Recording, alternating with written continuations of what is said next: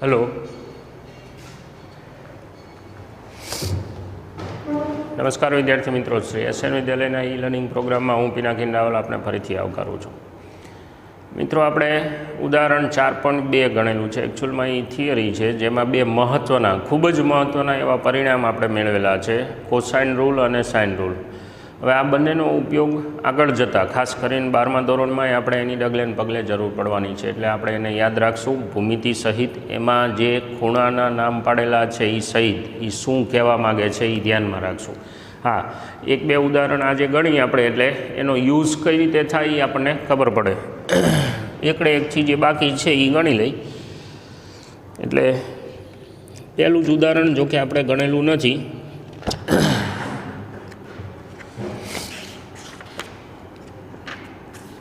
चार पॉइंट एक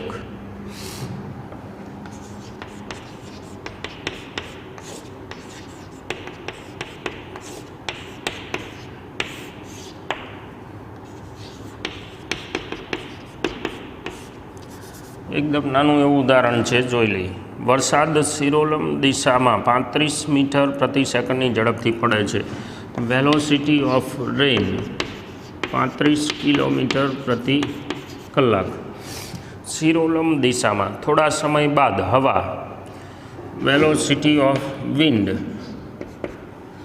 12 किलोमीटर प्रति कलाक नहीं, मीटर प्रति सेकंड है, अने आई 12 मीटर प्रति सेकंड नी झड़पे पूर्व थी पश्चिम दिशा में फेंकाय है। हवे आनी एक काची आकृति दौरी लई, आपणे आ संदर्भ लई लई।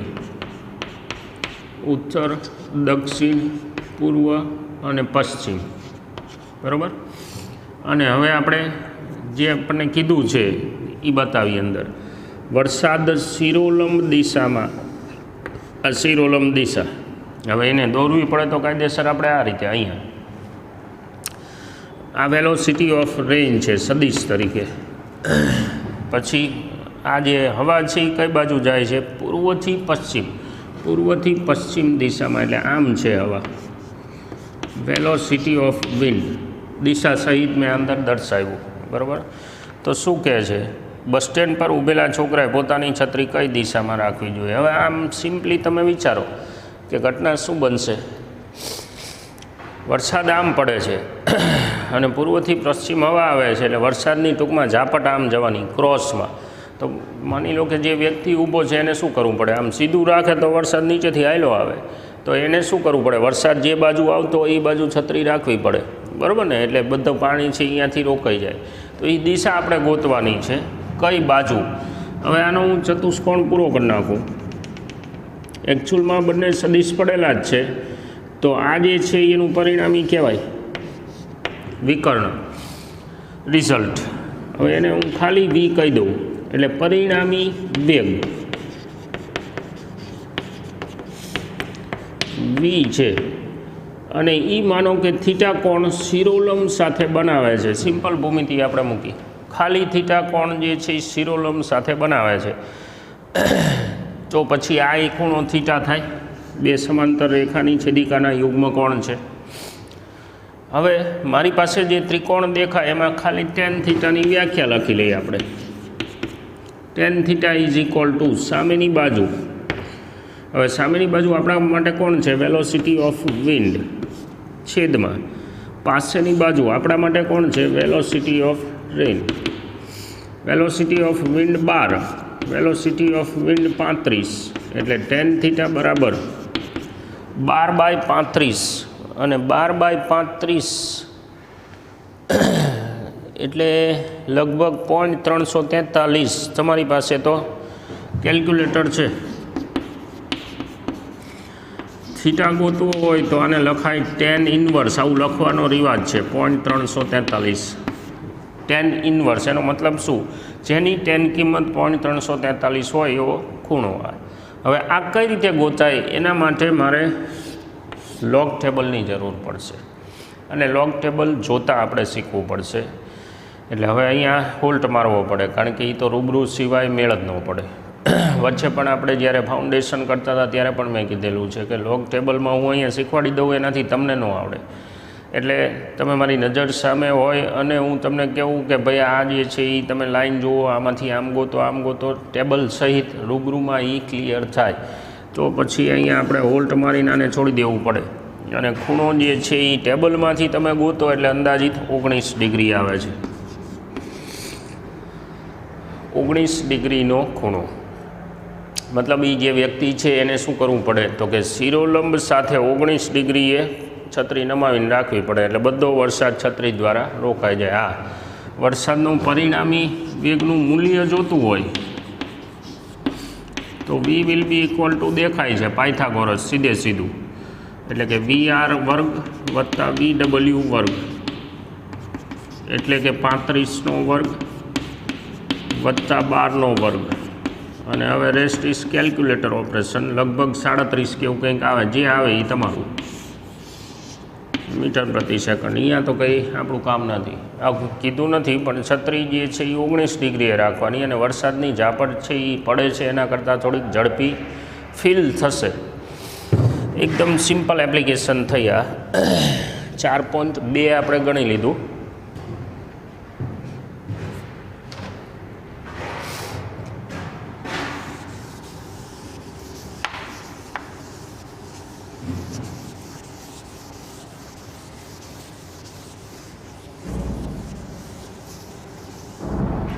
ઉદાહરણ 4.3 ગણી.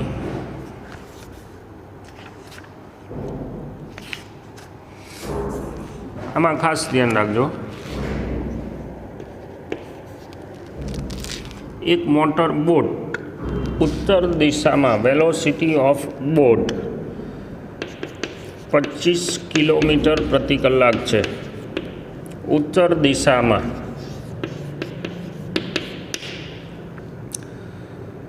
ના વેગથી ગતિ કરે છે અને આ વિસ્તારમાં પાણીના પ્રવાહનો વેગ, વેલોસિટી ઓફ પાણીનો પ્રવાહ એને કરંટ કહેવાય, વોટર કરંટ કહેવાય, એટલે એને VC નામ પાડી, ઇઝ ઇક્વલ ટુ 10 કિલોમીટર પ્રતિ કલાક.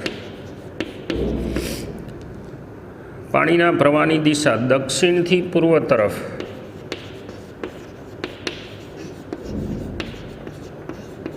સાઠ ડિગ્રી છે. દક્ષિણથી પૂર્વ તરફ 60ના ખૂણે. તો મોટર બોટનો પરિણામી વેગ ગોતવાનો છે.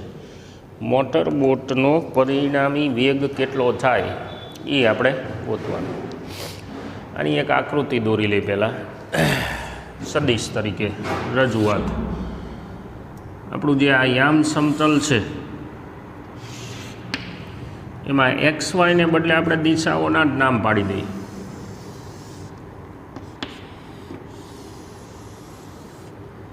અને આપણે ઉત્તર દિશા કહી દઈએ અને દક્ષિણ કહી દઈએ. આ પૂર્વ હોય અને આ પશ્ચિમ જ હોય, આ ઉગમ બિંદુ. હવે સદિશ આપણે આ પોઈન્ટ ઉપર બતાવી દઈએ બે.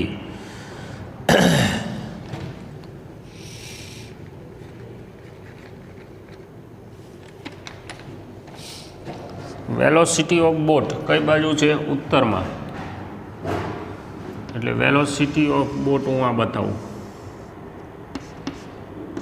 VB, બરાબર, સદિશ તરીકે મેં એને બતાવ્યું અહીંયા. 25 કિલોમીટર પ્રતિ કલાક એનું મૂલ્ય છે.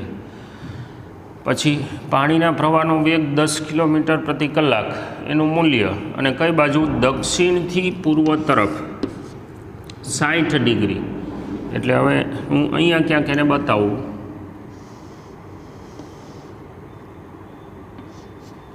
વેલોસિટી ઓફ કરંટ, પાણીનો પ્રવાહ આ રીતે છે.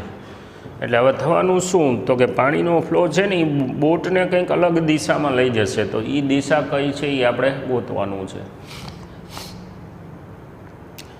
આપણે ચતુષ્કોણની રીત આમાં મૂકી દઈએ, મતલબ આ ચતુષ્કોણ હું પૂરો કરી નાખું.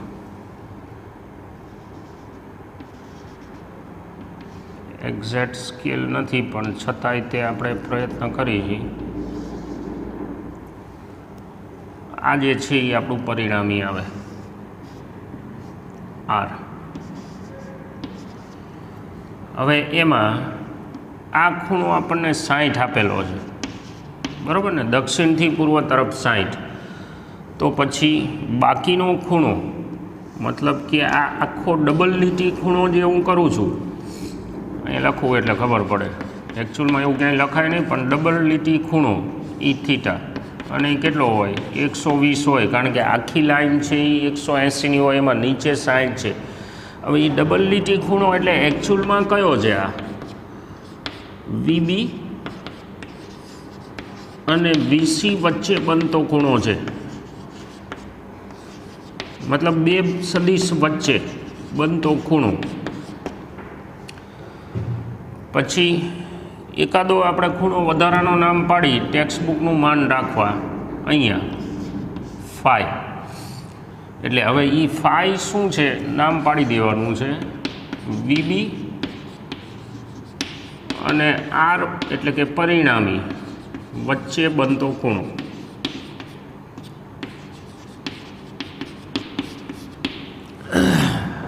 વીબી અને આર એટલે કે પરિણામી વચ્ચે બનતો ખૂણો.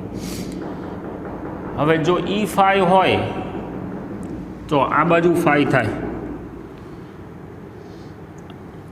મેં જે બતાવ્યો એ કયો પરિણામી છે એનો શિરોલંબ સાથે બનતો ખૂણો. યુગ્મ કોણ દેખાય છે એ ફાઈ થાય, પણ હવે દોરવું નથી, આકૃતિ બહુ કોમ્પ્લિકેટેડ થઈ જશે.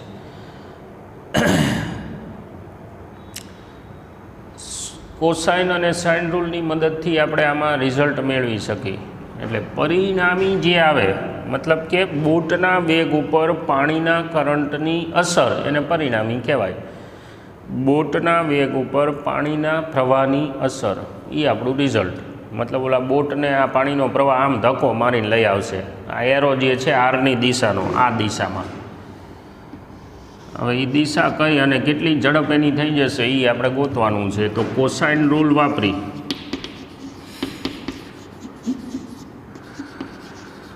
પરિણામીનું મૂલ્ય બરાબર શું? VB square plus VR square. હમણાં જ આપણે બનાવ્યું VB square plus VR square, મતલબ આગળના લેક્ચરમાં, પ્લસ 2વીબી વીઆર કોસ થીટા. એમાં થીટા એટલે બંને સદિશ વચ્ચે બનતો ખૂણો, એ સ્ક્વેર બી સ્ક્વેર 2ab કોસ થીટા. હવે આપણા માટે વીબી સ્ક્વેર, વીબી કેટલું છે 25 નો વર્ગ વત્તા વીઆર કેટલું છે 10, વીઆર નહીં સોરી અહીંયા વીસી છે, આર લાગી જાય છે, વેલોસિટી ઓફ કરંટ 10 વત્તા 2, વીબી કેટલું 25, વીસી કેટલું 10 અને કોસ 120 ડિગ્રી. હવે આપણું ફાઉન્ડેશન યાદ કરો. ખૂણો જે છે એ 90 કરતાં બહાર જાય છે, 90 કરતાં અંદર વધતો તો 10મા ધોરણમાં આપણે ભણી ગયા હતા. ફાઉન્ડેશનમાં આપણે શીખી ગયા છીએ, છતાંય હું અહીંયા રિપીટ કરી દઉં છું. કોસ 120 બરાબર કોસ ઓફ 90 પ્લસ 30 લખાય. 90 પ્લસ એકી છે એટલે આ થઈ જશે સાઇન 30, અને બીજું ચરણ છે એટલે આ જવાબ માઇનસ આવશે, એટલે આનો જવાબ થઈ જશે -½ એ કિંમત હું અહીં મૂકી દઉં. આ થઈ જાય 625 વત્તા 100 વત્તા 25 દુ 50 ના 500 અને -½ કોસ 120ની કિંમત, એટલે 250 થઈ ગયા, માઇનસ 625 અને ટોટલ 725 અને માઇનસ આ માઇનસ અહીંયા લાગે એટલે એ થઈ ગયા 250, એટલે આ થાય 475. અને હવે કેલ્ક્યુલેટરમાં તમે આનો જવાબ કાઢો. એટલે મારી પાસે તો કેલ્ક્યુલેટર અત્યારે નથી, પણ એનો જવાબ છે એ આવશે 22 કિલોમીટર પ્રતિ કલાક. આ પરિણામીનું મૂલ્ય થઈ ગયું. હવે આપણે દિશા જોઈ છીએ સાઇન રૂલ પરથી. શું કીધું હતું આપણે સાઇન રૂલમાં? આરના છેદમાં સાઇન થીટા બરાબર બીજો કોઈ એક સદિશ, એટલે આપણે બીજો સદિશ લઈ લઈ વીસી, તો બીજા સદિશ સાથે પરિણામીનો બનતો ખૂણો એની સાઇન વેલ્યુ એટલે કે સાઇન ફાઈ. પછી તમે જો અહીંયા વીબી લેતા હોય, એટલે જ મેં કીધું હતું શરૂઆતમાં અથવા તો પેલું રિઝલ્ટ વાપરતી વખતે, પરિણામી છેદમાં બે સદિશ વચ્ચે ખૂણાની sine value is equal to what, ગમે તે એક સદિશ અને બીજા સદિશ સાથે પરિણામીના બનતા ખૂણાની સાઇન. પછી હવે જો હું અહીંયા વીબી લઉં તો પછી પરિણામી સાથે બનતો ખૂણો બાકીનો જે આ સાઈડનો હોય એ મારે લેવાનો આવે, મતલબ કે આ ખૂણો આરનો વીસી સાથે બનતો એની સાઇન વેલ્યુ. હવે અત્યારે હું આ ગણી લઉં તો મારે સાઇન ફાઈની જરૂર છે. સૂત્રનો કડછા બનાવી સાઇન ફાઈ આ બાજુ વીસી સાઇન થીટા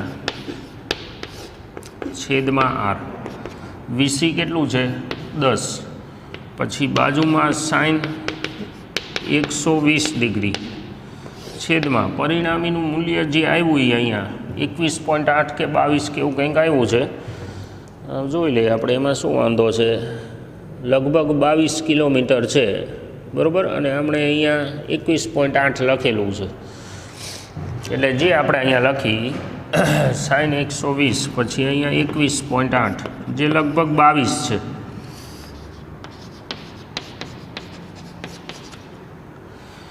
હવે આમાં સાઇન 120ની કિંમત જોતી હોય તો sine 120 is equal to what, sine 90 plus 30.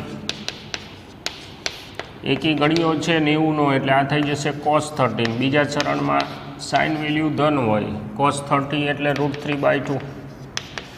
એ કિંમત આપણે અહીંયા મૂકી દઈએ એટલે આ 10 ગુણ્યા √3 છેદમાં 2 ગુણ્યા 21.8. હવે આ કેલ્ક્યુલેટરથી જવાબ કાઢવાનો અને પછી આ ખૂણો ગોતવાનો કે ખૂણો કયો.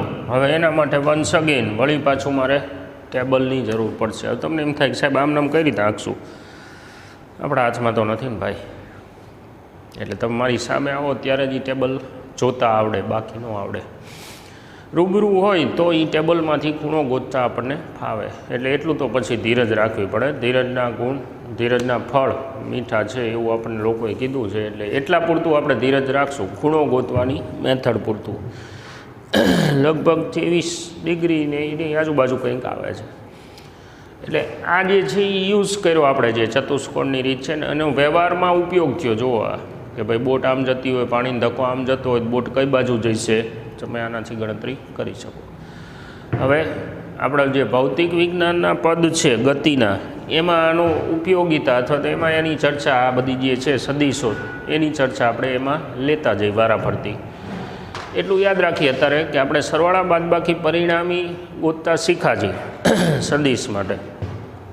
ગુણાકાર જે છે એ હજુ આપણે ધીમે ધીમે શીખશું.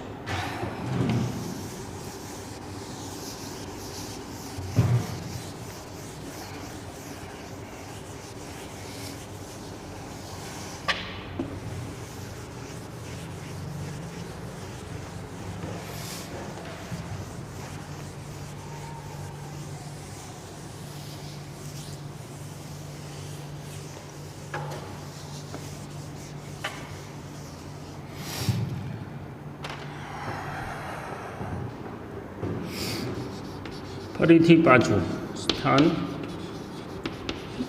સ્થાનાંતર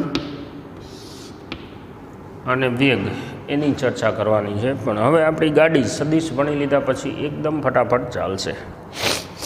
માનો કે યામ સમતલમાં મતલબ 2 ડાયમેન્શનમાં કોઈ એક કણ છે, એ આજે મેં દેખાડ્યો એ ગતિપથ ઉપર ગતિ કરે છે. હવે ગતિ સુરેખ નથી, અસ્તવ્યસ્ત છે એટલે વક્ર છે. તો હવે ગતિનો પ્રકાર મેં બતાવ્યો. કોઈ ચોક્કસ સમયે કણ છે એ અહીંયા છે, માનો કે t1 સમયે પ્રારંભિક સ્થાન એનું p છે. થોડાક ટાઈમ પછી અહીંયા પહોંચ્યો p' પર. t2 સમયે અંતિમ સ્થાન p' છે. હવે મારે આની ગતિનો અભ્યાસ કરવાનો છે. પહેલાં શું આપણે કર્યું એનું લોકેશન બતાવ્યું, પણ એ લોકેશન બતાવવા માટે હવે મારે સદીશનો ઉપયોગ કરવો પડશે. સીધું એક માપ બોલવાથી નહીં ચાલે. તો આપણા સંદર્ભથી એટલે કે ઓથી એક સદીશ આપણે બતાવી દઈએ આર. તો આ જે છે એ પ્રારંભિક સ્થાન સદીશ થયો. કયો? આર અથવા R1. અત્યારે આપણે આર લખી, પછી અમુક સમય બાદ એ પી ડેશ ઉપર પહોંચે તો એને ઉગમ બિંદુ સાથે જોડી દઉં. આ જે સ્થાન છે એ આર ડેશ કહી દઉં, તો અંતિમ સ્થાન સદિશ એનો આર ડેશ થશે. બરાબર ને? સ્થાન સદિશ એટલે શું છે? સ્થાન દર્શાવતો સદિશ. એની અંદર શું હશે? બે ઘટકો હશે, એક્સ ને વાય ને એવું બધું. હવે આ જે સ્થાન સદિશ આવ્યા આર અને આર ડેશ, એ પ્રારંભિક અને અંતિમ સ્થાન સદિશ છે. પદાર્થનું સ્થાનાંતર છે એ કયું કહેવાય?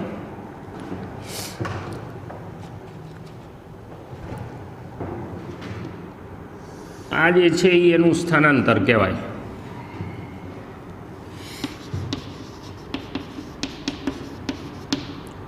PP dash.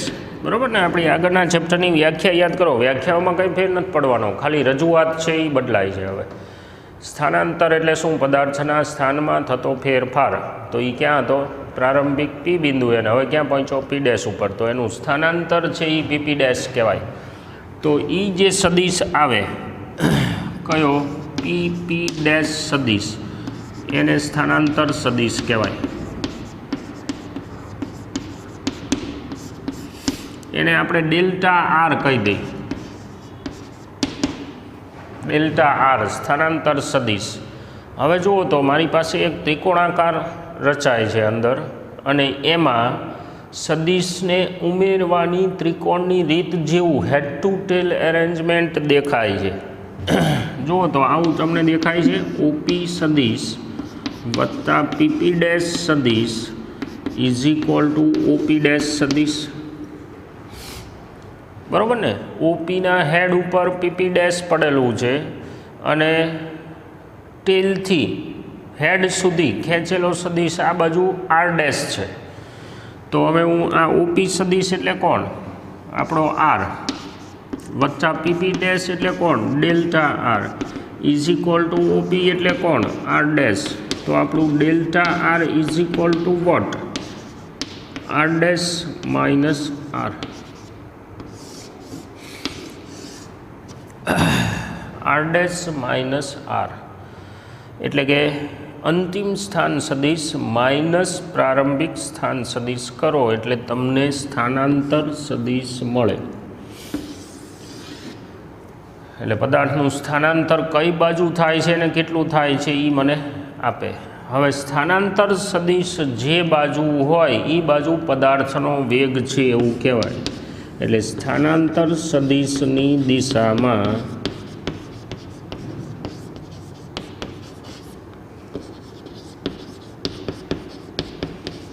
પદાર્થનો વેગ છે એવું કહેવાય.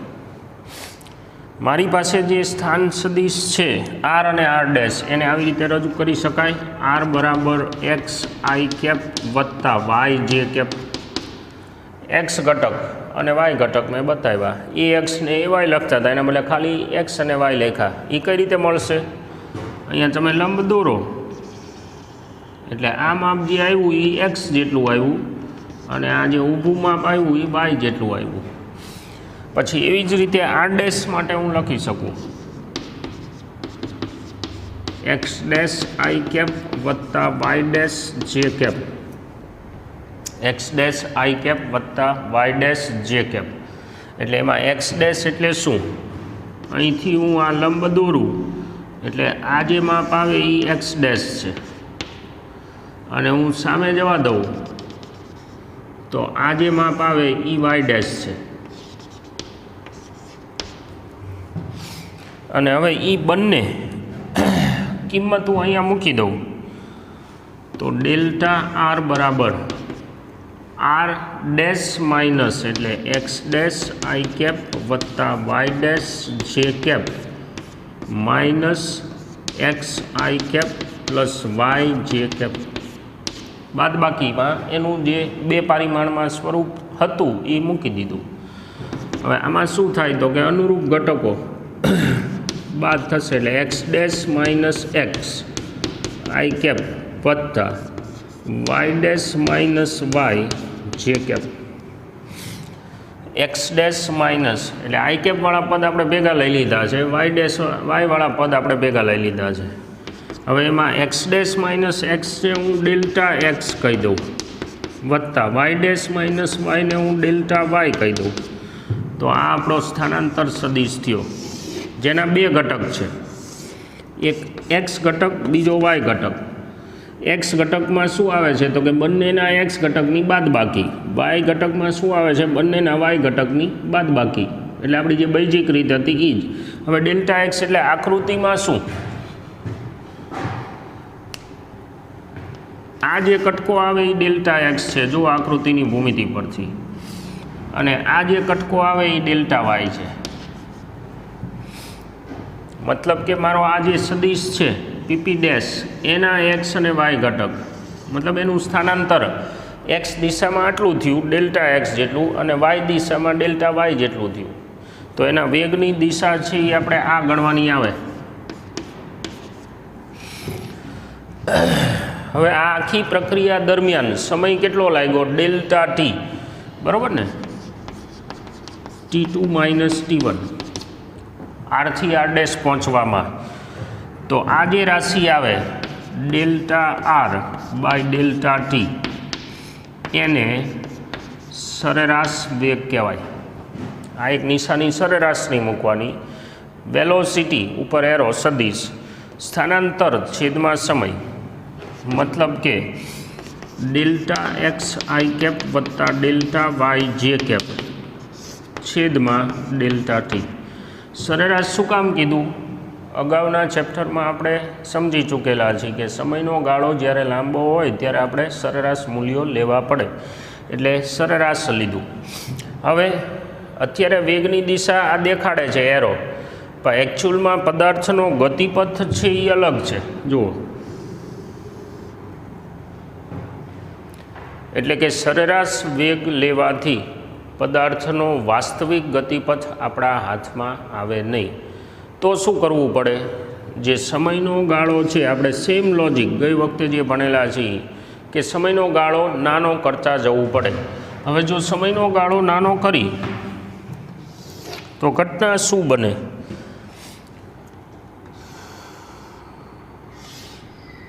માનો કે આપણો આ પ્રારંભિક સ્થાન સદિશ આપણે ગતિપથ બતાવી દઈએ અહીંયા, અને જુદી જુદી 4 પોઝિશન કે 3 પોઝિશન લઈ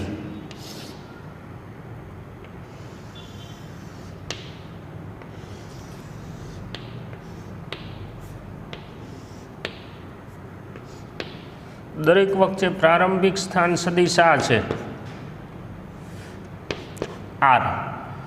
હવે પહેલી વખતે આપણે શું કર્યું, આર ડેશ છે એને સ્થાન સદિશ લીધો, એટલે એમાં T2 સમયગાળે અવલોકન લીધું, એના બદલે આપણે સમયનો ગાળો છે એ નાનો કરી નાખી. મતલબ કે આપણું રીડિંગ જે છે એ આ સમયે લેવાને બદલે એના કરતાં અડધા સમયે લઈ, તો અંતિમ સ્થાન આ આવશે. એવી વખતે સ્થાનાંતરનો સદિશ આ આવશે, એવી વખતે વેગની દિશા આ થશે. એટલે આ શું કર્યું આપણે, ડેલ્ટા T1 લીધું જે લેસ ધેન ડેલ્ટા ટી છે. પહેલાં જે સમયગાળો હતો એનો ઓલમોસ્ટ અડધો કર્યો, પછી હજુ સમયગાળો આપણે નાનો કરી નાખી, એનો અડધો સમયગાળો કરી નાખી. તો એ વખતે સ્થાનાંતરનો સદિશ મને આ મળશે, વેગની દિશા મને એ વખતે આ મળશે, અને સમયનો ગાળો હજુ નાનો કરી નાખું. આકૃતિમાં મેચ થઈ જાય છે, બે લાઈનો છૂટી નથી દેખાતી, મને દેખાય છે અહીંયા, તમે ટેક્સ્ટબુકની આકૃતિ રિફર કરજો. તો આ જે છે એ વેગની દિશા આવે છે. તમે જુઓ, સમયનો ગાળો નાનો કરતા જઈએ આપણે, મોટો સમયગાળો હતો ત્યારે વાસ્તવિક ગતિપથ અને વેગની દિશા એટલે કે સ્થાનાંતરની દિશા અલગ આવતી હતી. સમયનો ગાળો નાનો કર્યો તો વાસ્તવિક વેગની દિશામાં ગોઠવાતું જાય છે. કોણ? સ્થાનાંતર સદિશ. એટલે છેલ્લે ક્યાં આવીને ઊભું રહે છે તો કે એના વાસ્તવિક ગતિપથના જે તે બિંદુએ સ્પર્શકની દિશામાં વેગ દેખાડે છે. એટલે કે છેલ્લે એ અહીંયા આવીને ઊભું રહે. જો બે સદિશમાં ફેર છે. એટલે એવું કહેવાય કે જે તે બિંદુએ સ્થાન સદિશ તમારી પાસે જે હોય એને તમે એના વાસ્તવિક ગતિપથ પાસેના કોઈ પણ બિંદુએ જો વેગ મેળવવા માગતા હોય તો સમયના ગાળાને નાનો કરતા જવું પડે, અને એવું કરવાથી જે તે બિંદુએ વાસ્તવિક ગતિપથના વક્ર તમે જે દોરેલા છે એ વક્રના સ્પર્શકની દિશામાં વેગની દિશા આવે. હવે એ આખી પ્રક્રિયા જે છે